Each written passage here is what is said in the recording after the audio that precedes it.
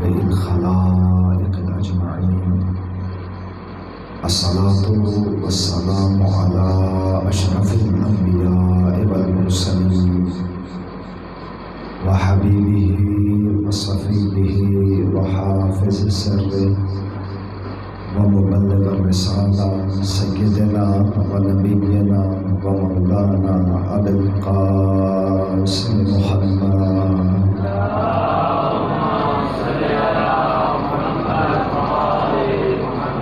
وعلى آله الطيبين الطاهرين المعصومين المظلومين. أما بعد، فقال حسين بن علي عليه الصلاة والسلام: إني لم أخرج أشيرا ولا بطيرا ولا مفسدا ولا ظالما، إنما خرجت لطلب الإصلاح في أمتي جدي، أريد أن آمر بالمعروف وأنهى عن المنكر وأسير بسيرة جدي وأبي علي بن أبي طالب عليه الصلاة والسلام.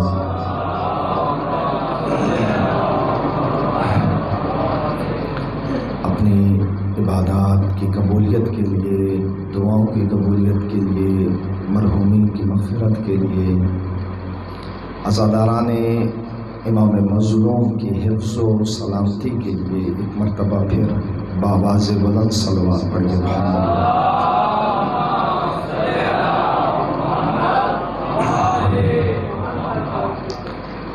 موضوع سخن لطف خدا سے آپ مومنین کی خدمت میں قیام سید الشہداء، قیام امام حسین بزبان امام حسین علیہ السلام پیش کرنے کا شرف حاصل ہے. عرض کیا آپ کی خدمت میں کہ یہ ایام کہ جو دن بدن ہمارے ہاتھوں سے نکلتا جا رہا ہے، اسے فرصت سمجھے خداوند تبارک و تعالیٰ کی جانب سے، کیونکہ یہ دن، یہ ایام ضروری نہیں ہے کہ اگلی دفعہ ہماری زندگی میں آئے. اگر خدا نے موقع دیا، توفیق دی تو آئے گا. اگر توفیق نہ ہوئی، کہ جس طرح بہت سارے کہ جو پچھلے سال انہی ایام میں ذکر حسین، یاد حسین میں ہمارے ساتھ موجود تھے، لیکن وہ اس سال ہمارے ساتھ موجود نہیں. تو یہ ایام فرصت ہے اللہ کی جانب سے. تو ان ایام میں ہم جتنا ہو سکے انہیں صرف رسومات میں گزارنے کی بجائے اپنے مولا و آقا ابا عبداللہ سید الشہداء علیہ السلام کی معرفت میں گزارے، آپ کے قیام کی معرفت میں، آپ کے راہ کی معرفت میں. آپ نے جس عظیم مقصد کی خاطر یہ عظیم الشان قربانی دی، اس کی معرفت میں، اس کی شناخت میں، اس کی پہچان میں یہ وقت گزرے ہمارا. ان مجالس اور محافل کا مقصد بھی یہی ہے کہ یہاں آنے والے جب یہاں سے جائیں تو حسین شناس بن کر جائیں. یہاں آنے والے جب آئیں تو ممکن ہے انہیں نہ پتہ ہو کہ حسین کون ہے، راہ حسین کیا ہے، مقصد حسین کیا ہے، مشن حسین کیا ہے، قیام حسین کیا ہے، لیکن جب یہاں سے جا رہے ہوں تو وہ اتنے بامعرفت ہو چکے ہوں کہ انہیں پتہ چل جائے کہ ہمارے مولا و آقا نے یہ قربانی کیوں دی تھی. معرفت حسین میں نے کل بھی عرض کیا، آج پھر تکرار کروں گا تاکہ یہ بات ہم اپنے ذہن میں نقش کر لیں، لکھ لیں. وہ بات یہ کہ حسینیت وہ نہیں جو حسین ابن علی کے نام پر انجام دیا جائے. حسینیت وہ نہیں ہے، یہ لکھ لیں آپ، کہ جو حسین ابن علی کے نام پر انجام دیا جاتا ہے. حسینیت وہ ہے جو خود حسین ابن علی نے انجام دیا ہے. بس جب حسینیت وہ ہے جو خود حسین ابن علی نے انجام دیا ہے، تو اب اس حسینیت کو پہچاننے کے لیے ہمیں معلوم ہو کہ حسین نے کیا کیا، سید الشہداء نے کیا اقدامات کیے، آپ نے کیا جہاد کیا، یہ تحریک کیسے چلائی. اور اسے جاننے اور پہچاننے کے لیے ہمارے پاس بہترین منبع اور ذریعہ خود امام حسین علیہ السلام کا کلام مبارک ہے۔ اور بھی چیزیں ہیں، جیسے شاعری ہے، کسی نے امام کی شان میں شاعری کی ہے، اس نے اپنا تخیل بیان کیا ہے، کسی نے خطابت کی ہے، اس نے اپنا ہنر دکھایا ہے، کسی نے ذاکری کی ہے، اس نے بھی اپنا ہنر دکھایا ہے۔ یہ ساری چیزیں ہیں، لیکن ان کی حیثیت ثانوی یا دوسرے درجے کی ہے۔ درجہ اول اور مقام اول معرفت حسینیت کے لیے جو راستہ ہمارے پاس ہے وہ خود کلام حسین ابن علی ہے۔ توجہ ہے نا؟ حسینیت کی معرفت کے لیے جو درجہ اول ہے، جو پہلا راستہ ہے، بنیادی راستہ ہے اور اصلی راستہ ہے، وہ خود امام حسین کا کلام مبارک ہے۔ باقی جتنی چیزیں ہیں، شاعری ہے، منقبت ہے، نوحہ ہے، قصیدہ ہے، ذاکری ہے، خطابت ہے، شاعری ہے، یہ سب دوسرے درجے کی چیزیں ہیں۔ پہلا درجہ، پہلا منبع خود کلام حسین ابن علی۔ ہم خود کو عادی بنائیں، ابھی نہیں ہے، ہماری مجالس، ہمارے محافل ابھی اس چیز کے عادی نہیں ہے کہ یہاں سے یا خدا کا کلام بیان ہو یا اللہ کے نمائندوں کا کلام بیان ہو۔ ابھی اس چیز کے عادی ہم نہیں ہوئے، اور اپنے آپ کو بنائیں، اپنی تربیت ایسی کریں، اپنی ذہنیت ایسی بنائیں، اپنا مزاج ہم ایسا بنائیں کہ ہمیں اللہ کے کلام اور اللہ کے نمائندوں کے کلام کے علاوہ کوئی دوسرا کلام ہضم ہی نہ ہو۔ خدا کا کلام یا ائمہ معصومین علیہ السلام کے کلام کے علاوہ کوئی اور کلام ہمیں مزہ ہی نہ دے، ہمارا ٹیسٹ ایسا بن جائے۔ اور یہ بنانا ہے، ابھی نہیں ہے لیکن یہ بنانا ہے، اور بنائیں۔ آپ آج کوشش کریں گے، زحمت کریں گے، کوئی قدم اٹھائیں گے کہ ہم جب اللہ کے گھر آئیں، جب ہم بارگاہ حسین میں آئیں، جب ہم مجلس ائمہ میں آئیں، تو یہاں سے یا ہم اللہ کا کلام سنیں یا اپنے ائمہ کا کلام سنیں۔ جب یہ زمینہ آپ بنائیں گے، یہ مزاج آپ بنائیں گے، تو پھر آپ کی آنے والی نسلوں کے لیے یہ راستہ ہموار ہو جائے گا کہ آپ کی آنے والی نسل اللہ یا ہادیان خدا کے علاوہ کسی دوسرے کا کلام سننا پسند ہی نہیں کریں گے۔ اور جس دن سے ہماری نسلیں اور یہ امت اپنے آپ کو خدا کے کلام کے لیے اور ائمہ کے کلام کے لیے آمادہ کر لے، اس دن ان کے اندر اپنے مولا و آقا اور اپنے امام وقت کی نصرت کا جذبہ بھی پیدا ہو جائے گا۔ سٹیپ وائز ہے نا، ہر کام کے درجے ہوتے ہیں۔ ایک انسان تبھی ناصر امام بن سکتا ہے، تبھی امام کے لشکر میں شامل ہو سکتا ہے جب وہ امام کی بات سننے کا عادی ہو، اس کا مزاج ایسے بنا ہو کہ اب وہ امام کو سننا چاہتا ہے، اب وہ اللہ کے کلام کو سننا چاہتا ہے۔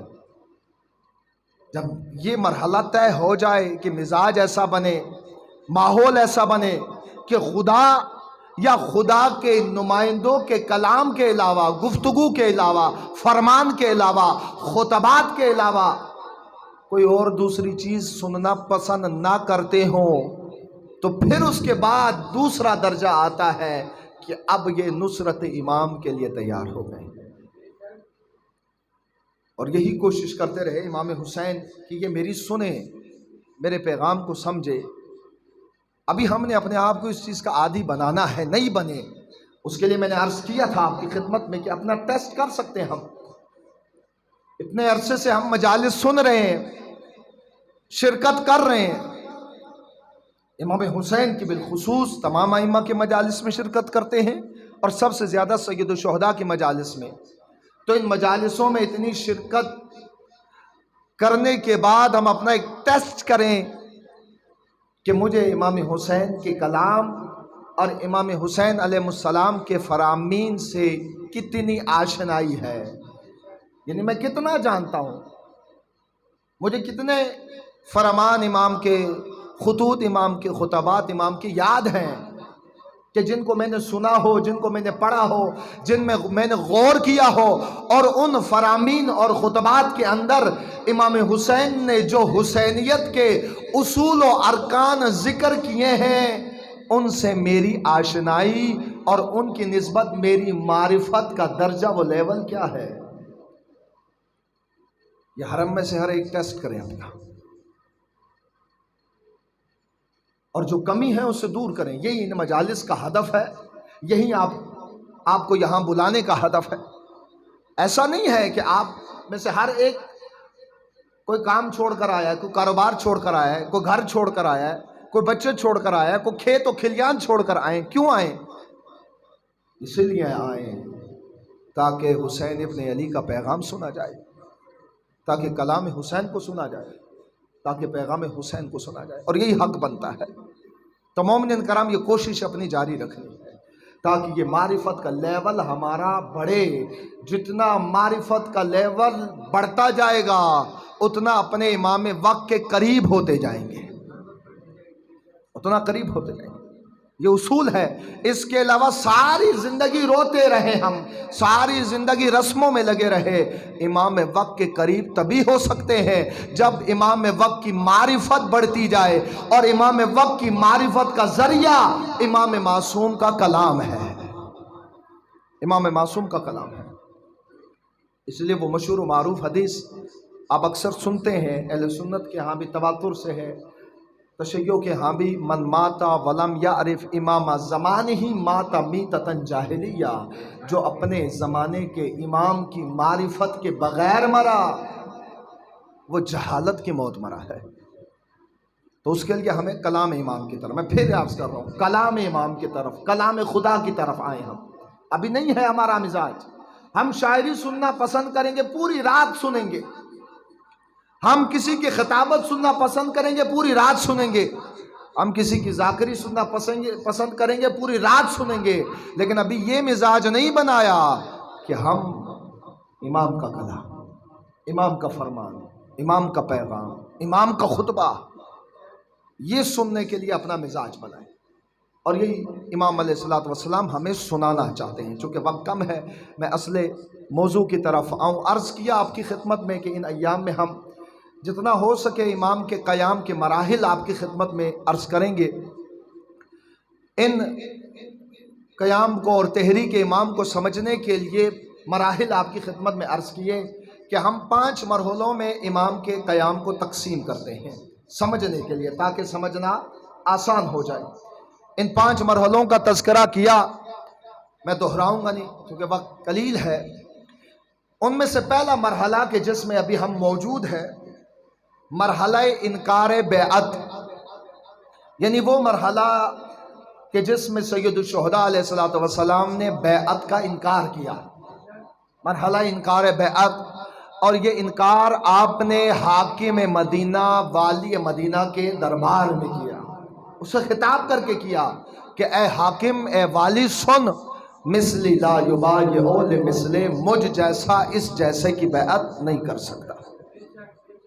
اب یہ بات پورے مدینہ میں پھیل گئی، ہر ایک تک یہ بات پہنچی کہ حسین نے شام کا حکم ٹھہرا دیا، انکار کر دیا ہے۔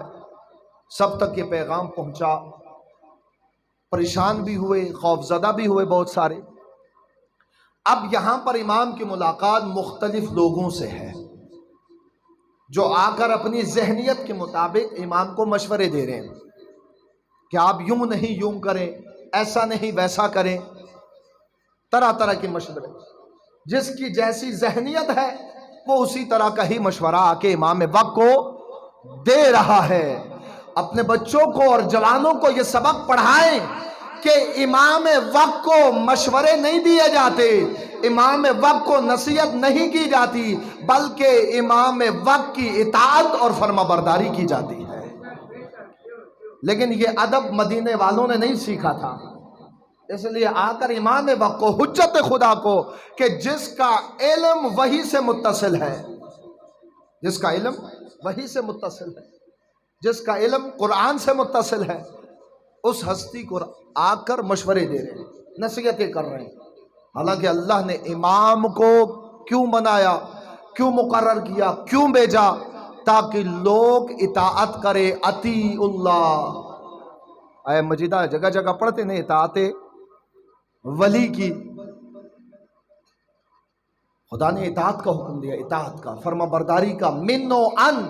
جب امام کوئی قدم اٹھائے، امام جب کوئی بات کرے، امام جب کوئی حکم دے تو وہاں پر لیکن کیوں ایسے ویسے نہیں، بلکہ صرف اطاعت من و ان اور تن من دھن سے، یہ حق ہے۔ لیکن ہر کسی نے اپنی ذہنیت کے مطابق آ کر سید الشہداء کو اپنے مزاج کے مطابق مشورے دیے۔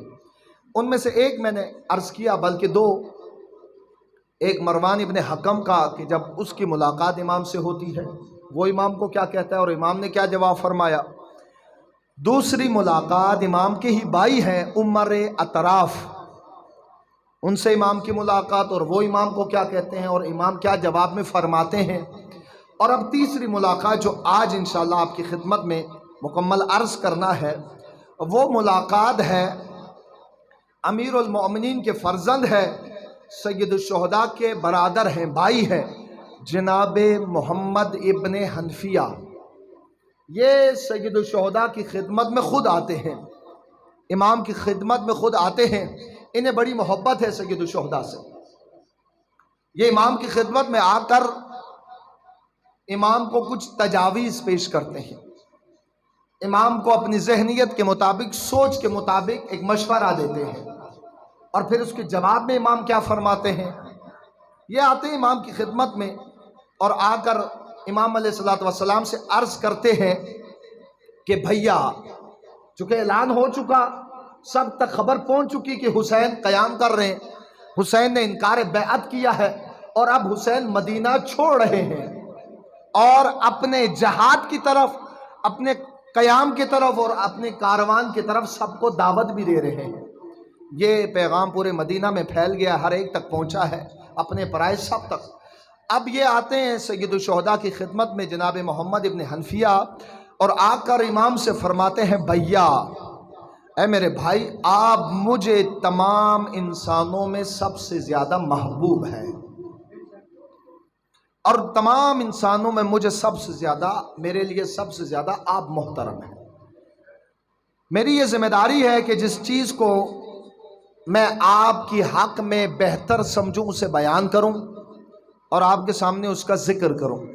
تو میں نے یہ بہتر سمجھا ہے کہ آپ اپنے خاندان کے ہمراہ کسی ایسی جگہ تشریف لے جائیں جو یزید کی دسترس سے باہر ہو، اور ان شہروں سے دور رہیں کہ جہاں پر یزیدی حکومت کا کنٹرول بہت زیادہ ہو۔ توجہ ہے؟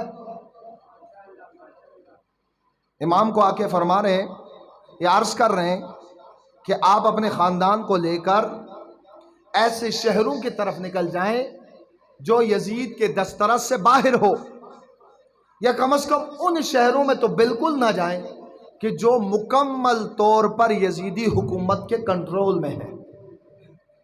آگے امام کو یہ فرماتے ہیں کہ آپ ان شہروں میں رہیں جہاں پہ یزیدی حکومت کی دسترس نہیں ہے، وہاں پر رہیں اور وہاں سے اپنے نمائندے مختلف شہروں میں بھیجیں، اور وہ آپ کے نمائندے ان شہروں میں جا کر لوگوں کو آپ کی بیعت کے لیے آمادہ اور تیار کریں، اور ان سے آپ کی بیعت لیں، جس طرح آپ نے مکہ سے جناب مسلم ابن عقیل علیہ السلام کو کوفہ روانہ کیا کہ جا کے کوفیوں سے میری بیعت لو۔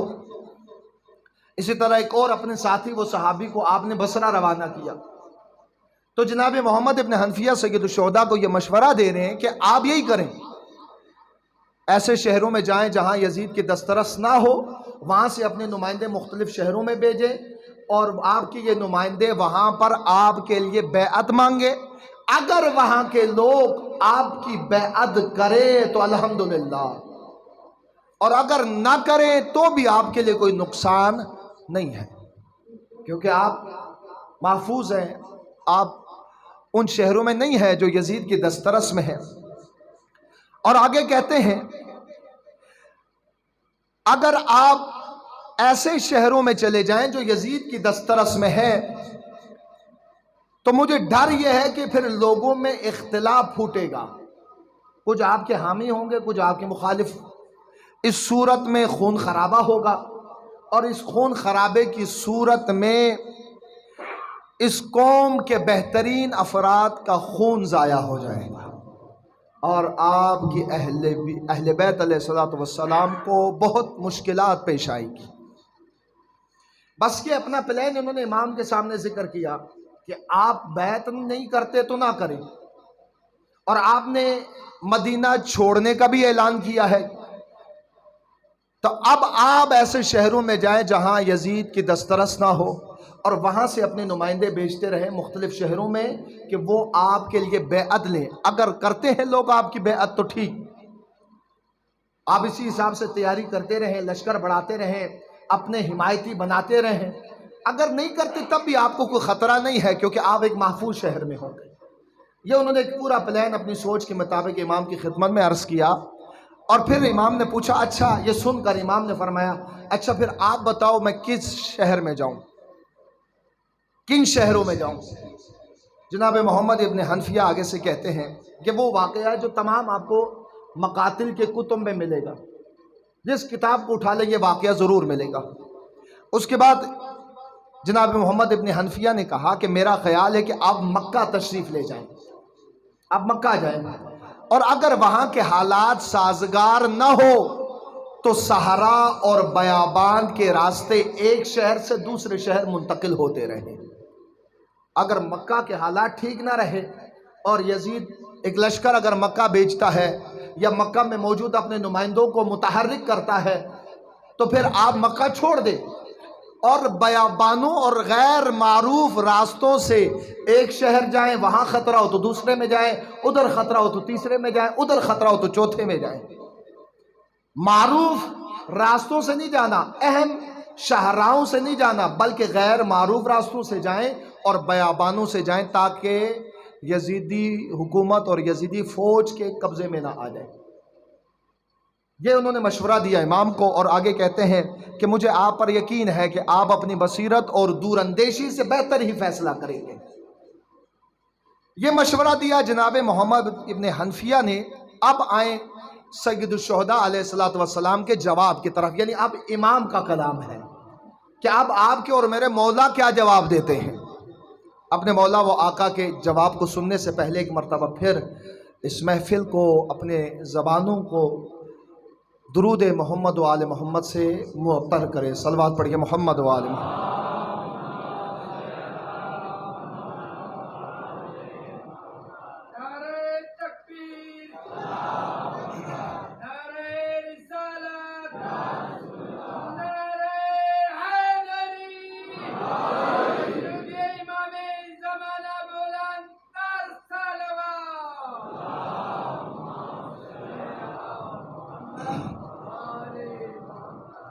یہ مشورہ دیا جناب محمد ابن حنفیہ کو سید الشہداء کے لیے، جان بچانے کا مشورہ کہ آپ اپنی جان کیسے بچا سکتے ہیں، اس طرح بچائیں، ایک شہر سے دوسرے شہر، دوسرے سے تیسرے شہر، بس بچتے رہیں۔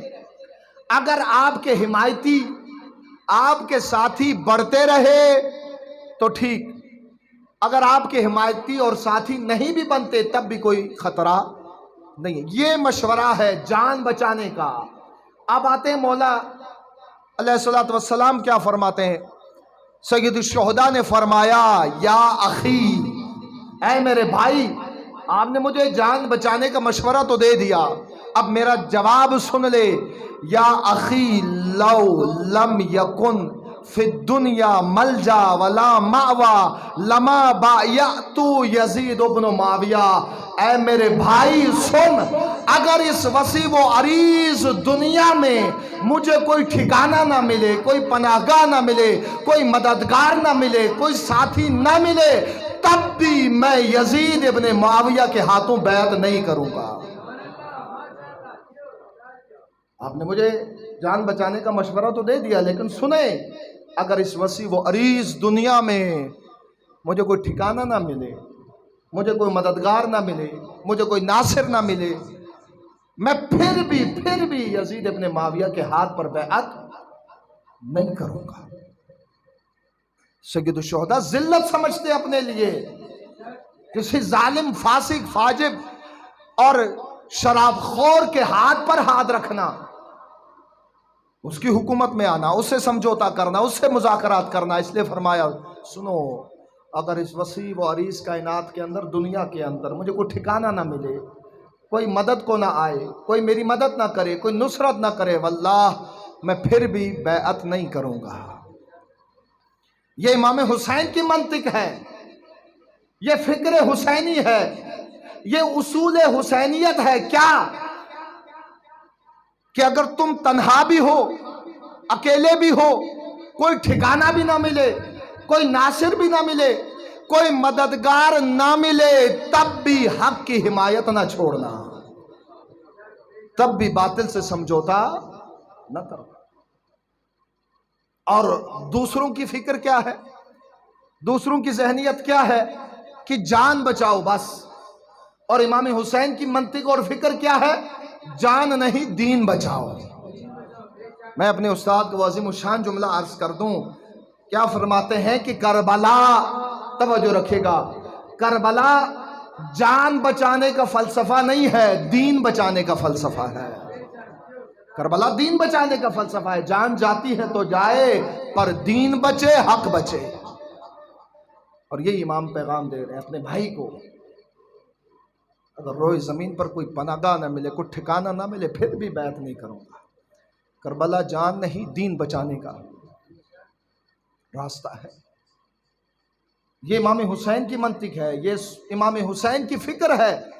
ہمیں جو فکر پڑھایا جائے، پہلے دیکھو تمہارے ساتھ لوگ کتنے ہیں، جب کہیں پر حق بات کرنی ہو، کہیں پر سچ بات کرنی ہو، کہیں پر مظلوم کا ساتھ دینا ہو اور ظالم کی مخالفت کرنی ہو، ہمیں یہ منطق بتائی جاتی ہے، پہلے دیکھو ساتھی کتنے ہیں، پہلے دیکھو پیسے کتنے ہیں، پہلے دیکھو بندے کتنے ساتھ ہیں، پہلے دیکھو کون کون تمہارے ساتھ ہے، اور پھر دیکھو اگر لوگ ساتھ ہیں، حمایتی زیادہ ہیں، ووٹ زیادہ ہیں، پیسے زیادہ ہیں، طاقت زیادہ ہے، پھر تو حق کی حمایت میں بولو، پھر تو زبان ہلاؤ، پھر تو کوئی آواز اٹھاؤ۔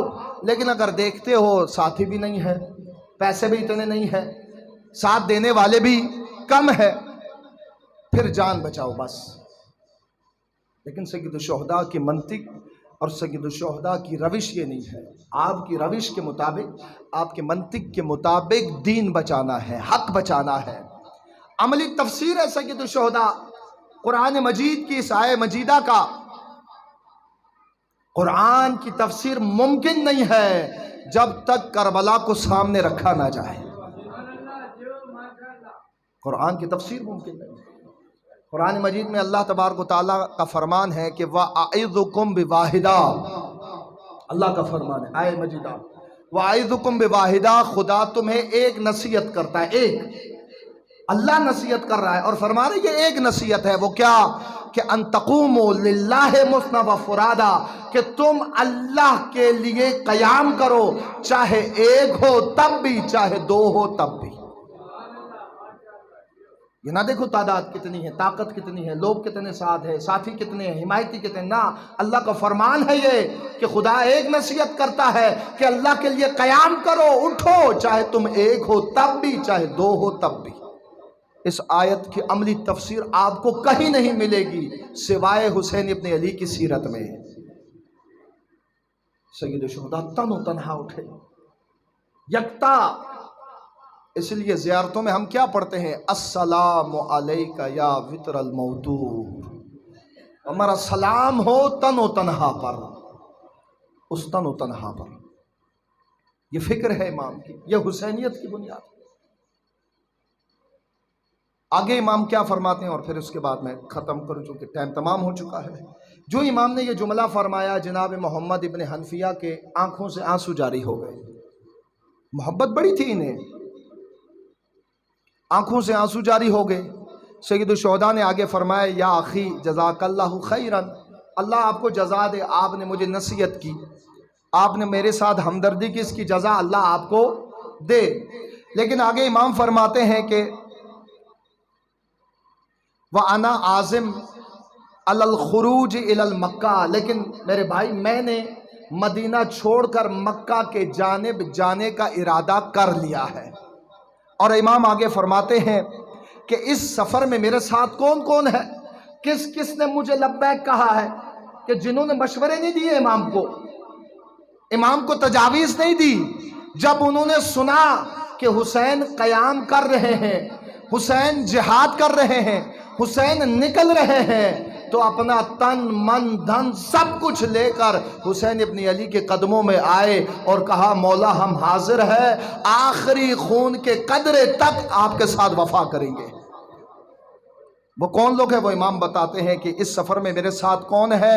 وَقَدْ تَحَيَّأْتُ لِذَلِكَ أَنَا وَإِخْوَتِي وَبَنُو أَخِي وَشِيعَتِي۔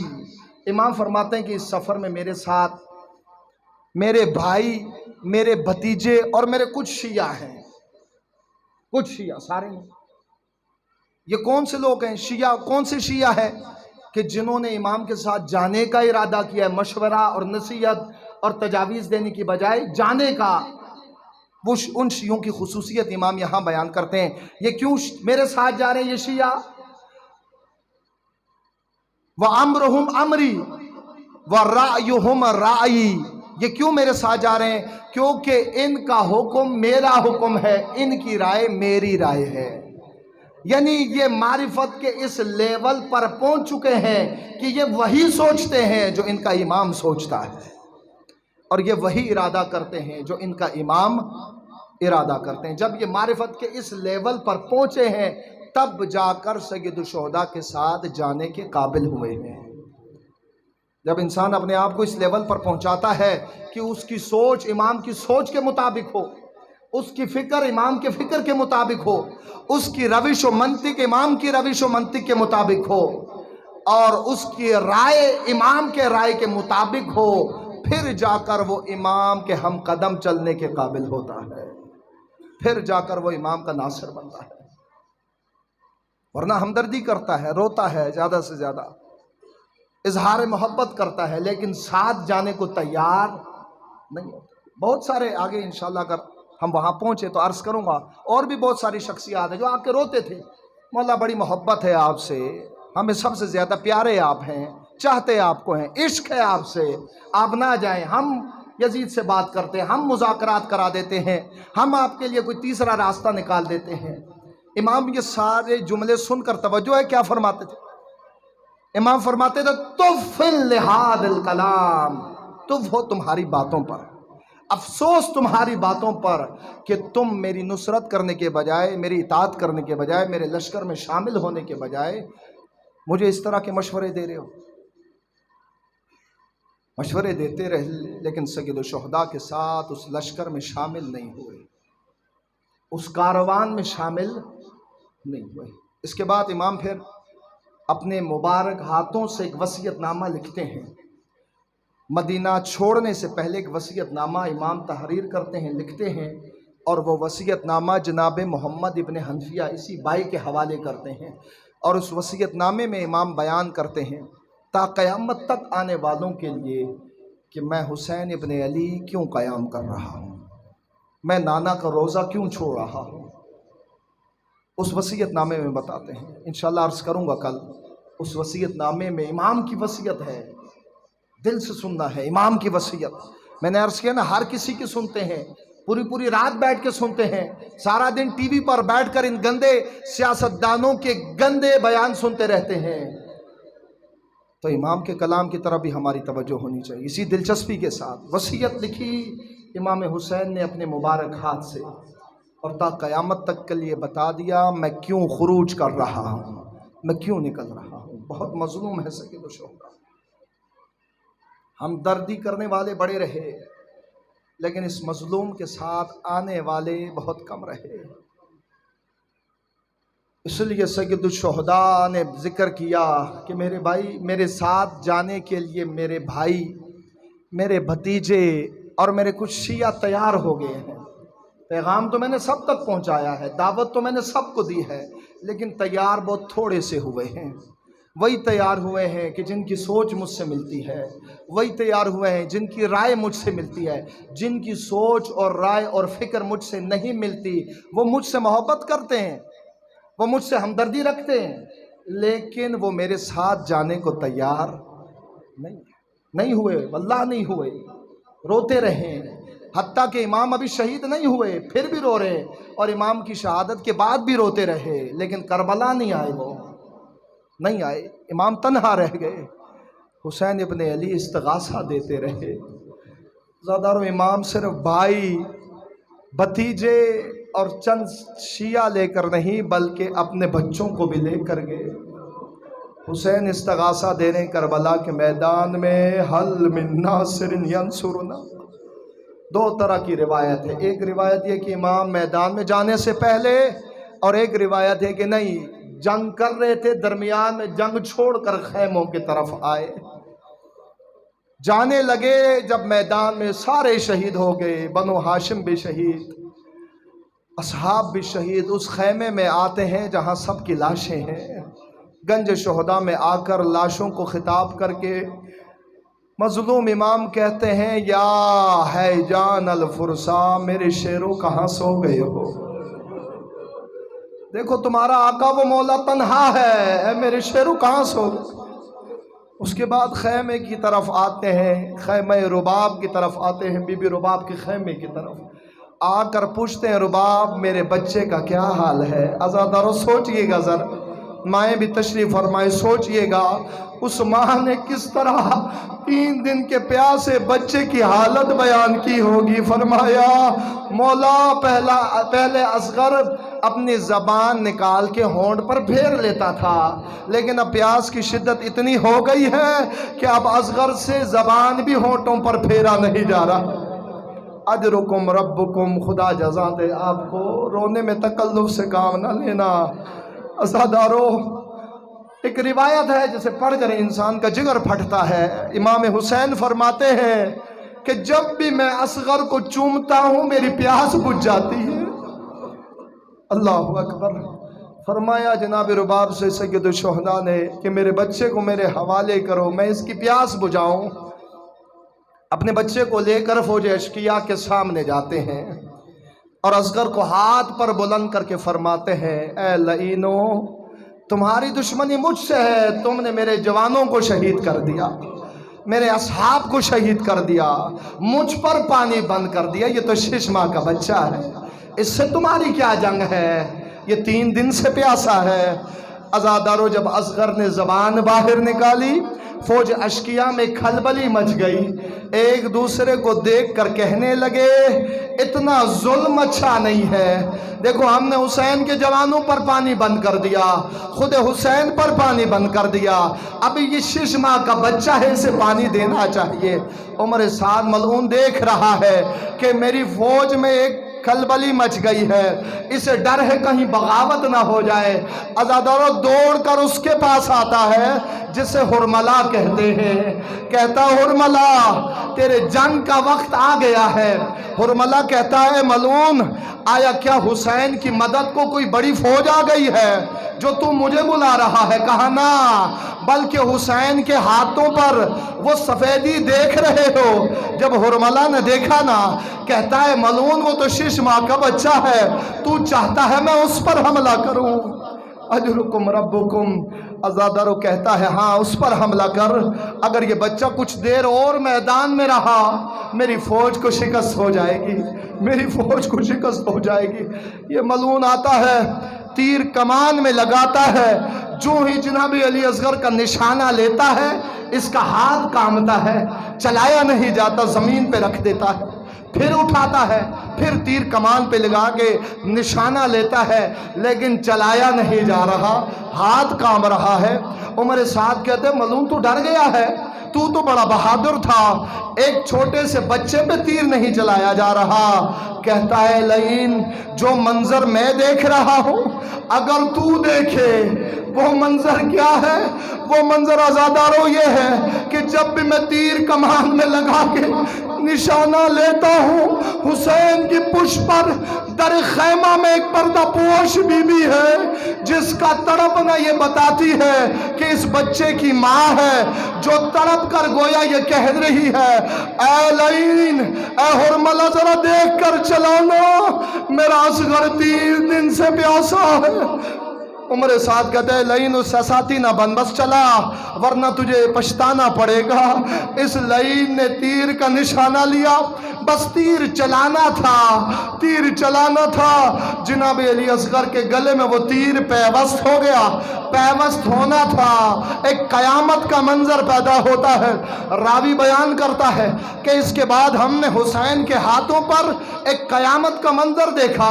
وہ منظر کیا دیکھا کہ تیر لگنے کے بعد اصغر حسین کے ہاتھوں پر اس طرح تڑپ رہے ہیں جس طرح مچھلی کو پانی سے باہر نکالنے کے، مچھلی کو باہر عزاداروں مچھلی کس طرح تڑپتی ہے۔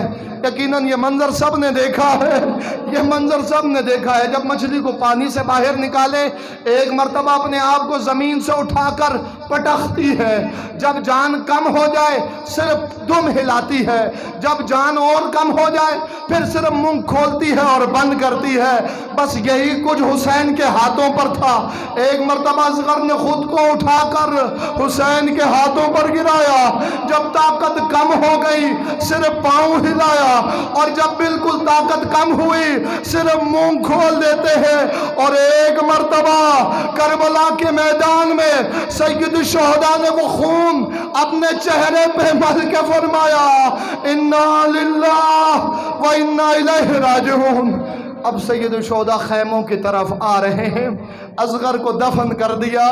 اصغر کو دفن کرنے کے بعد جب خیمے کی طرف لوٹ کر آئے عزادارو، جب خیمے کی طرف لوٹ کر آئے، جناب رباب نے سید الشہداء کے ہاتھ خالی دیکھے، پوچھا نہیں میرا اصغر کہاں ہے، بس خیمے سے نکل کے دھوپ میں بیٹھ جاتی ہے، خیمے میں سے نکل کے دھوپ میں بیٹھ جاتی ہے۔ سید الشہداء نے فرمایا رباب سائے میں آ جاؤ، خیمے میں آ جاؤ۔ فرماتی ہے مولا اب اصغر کے بغیر کبھی سائے میں نہیں آؤں گی، اور زندگی بھر رباب سائے میں نہیں آئی حتیٰ کہ رباب دھوپ میں ہی۔ اللہ لعنت اللہ علی قوم الظالمین وسيعلم الذين ظلموا